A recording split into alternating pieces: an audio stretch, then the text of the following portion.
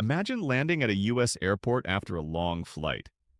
And before you can even get your passport stamped, a customs officer asks you to hand over your phone. No warning, no warrant, just hand it over. This is happening right now at airports across the United States. And if you have a visa, a green card, or you're traveling on ESTA, this video could be one of the most important things you watch this year. Stay with us until the end. What you learn here could protect your immigration status. Welcome back to Global Immigration Scope, your trusted source for immigration news, visa updates, and policy analysis from around the world. I'm your host, and today we are covering a topic that millions of travelers and immigrants need to understand clearly. U.S. Customs and Border Protection, known as CBP, has significantly expanded the practice of searching travelers' electronic devices at ports of entry. This includes mobile phones, laptops, and tablets. Beyond physical devices, immigration officers are now also reviewing publicly available social media accounts as part of their screening process. And in some cases, they are asking travelers to provide their social media handles directly on immigration forms. Everything we discuss today is based on official government sources, including U.S. Customs and Border Protection policies, Department of Homeland Security guidelines, and reporting from established legal organizations such as the ACLU and the Electronic Frontier Foundation. Let's break down exactly what is happening, why it matters, and what you need to know. So, what exactly has changed? For many years, U.S. Customs and Border Protection has had the legal authority to search devices at the border without a warrant. This authority comes from what is known as the border search exception under U.S. law. But in recent years, and especially since 2023 going into 2025, the frequency and intensity of these searches has increased substantially. CBP now conducts two types of device searches. The first is called a basic search. In this case, an officer manually looks through your phone, scrolling through photos, messages, contacts, and apps, without connecting it to any external device. The second is called an advanced search. This is more serious. Officers plug your device into special forensic software that can extract data, including deleted files, encrypted content, and communication history, and copy that data for further review. Why is the U.S. government doing this? Officials from CBP and the Department of Homeland Security say that device searches are a critical national security tool. They argue that phones and social media can reveal ties to terrorism, human trafficking, drug smuggling, or other illegal activity. There is also a broader policy direction under recent administrations to tighten border security and use all available tools to vet people entering the United States more thoroughly.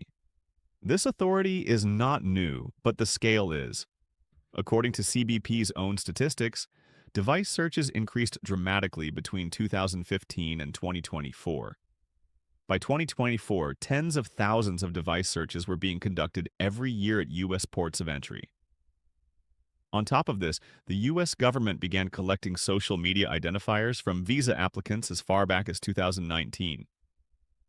Since then, that information has been used in background screening. The process has continued to expand and is now firmly embedded in U.S. immigration vetting procedures. This affects a very wide range of people.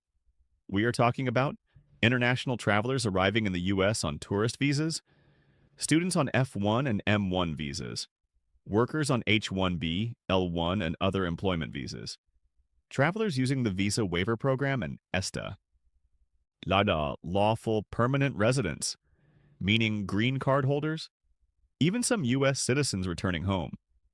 Though citizens have stronger legal protections, no one is automatically exempt from a device search at the U.S. border.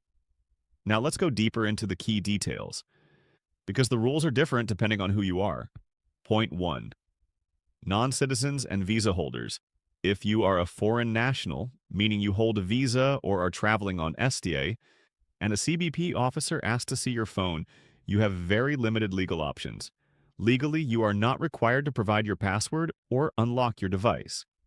However, and this is critical, if you refuse, the officer can detain you, confiscate your device, and in many cases deny you entry into the United States. Visa holders can be turned away at the border for non-cooperation. So while the right to refuse technically exists, The practical consequences for non-citizens can be severe. Point 2. Lawful permanent residence. If you hold a green card, your situation is a little different. CBP can still search your device, but denying you entry is harder for them to justify unless they find specific cause for concern. That said, refusing to cooperate can still lead to extended detention and significant delays. Point 3. U.S. citizens. U.S. citizens cannot be denied entry or deported, but CBP can still ask to search your device and can detain you if you refuse. The legal battles around this are ongoing. Courts have offered some protection here, but those cases are still being decided. Point 4. Social media screening. Starting in 2019, the U.S. State Department began requiring most visa applicants to submit their social media handles, including platforms like Twitter, Facebook, Instagram, and YouTube, on their visa applications. Officers reviewing visa applications or arrivals at the border can and do check these profiles. They look for any content that might suggest links to terrorism, anti-American sentiment, or other red flags. Even things like comments you made years ago, groups you belong to, or pages you follow can come up in a review. Point 5. What officers are looking for. Based on official guidance and reported cases, officers specifically look for connections to designated terrorist organizations, content that glorifies violence, evidence of immigration fraud, ties to criminal networks, social media statements that appear to contradict what a person stated on their immigration application. Let's talk about what all of this means in real terms. For immigrants, students, and visa holders, this is a genuine risk that requires preparation and awareness. The most serious concern is not for people who have something to hide. It is for people who have completely innocent content on their phones or social media. But that content could be misread or misinterpreted by an officer who lacks full context.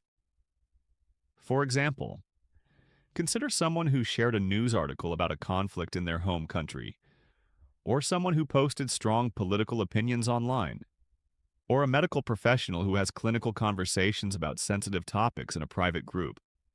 Any of these could potentially flag a review.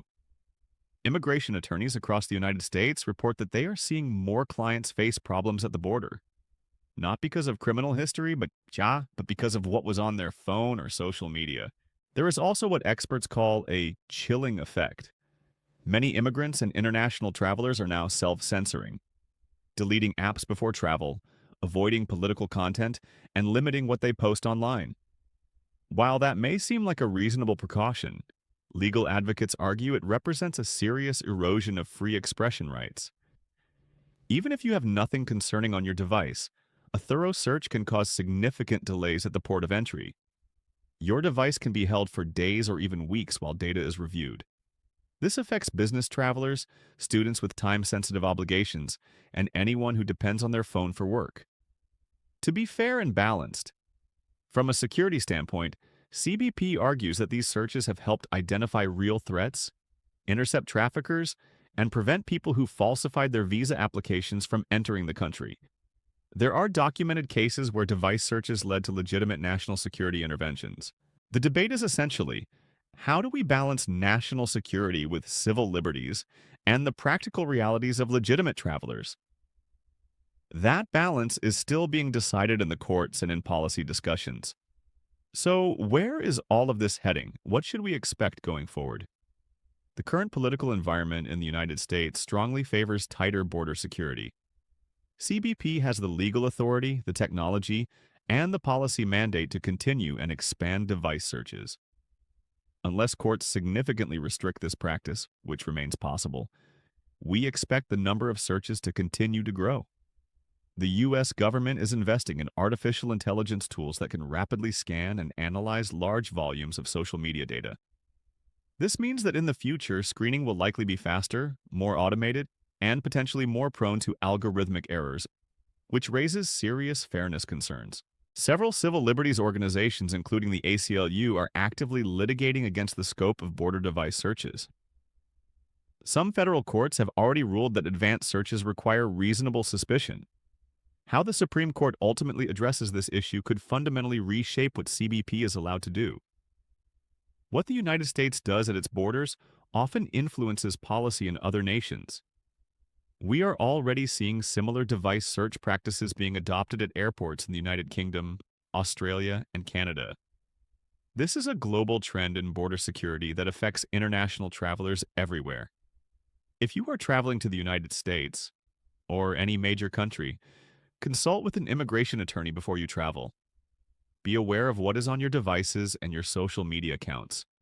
Know your rights, even if exercising them comes with real-world consequences.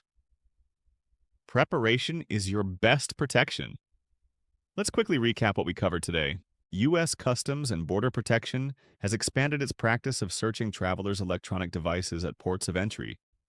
And this applies to non-citizens, visa holders, green card holders, and even some citizens.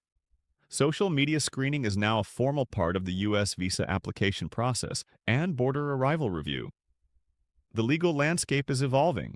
Courts are actively reviewing these practices, and the outcome of those legal battles could reshape immigration screening for years to come. If you are planning to travel to the United States, or if someone you know is, share this video with them. This is the kind of information that can make a real difference. And if you have questions about your specific situation, always consult a licensed immigration attorney who can give you proper legal advice. Thank you for watching Global Immigration Scope. Stay informed and subscribe for the latest immigration news and visa updates from around the world.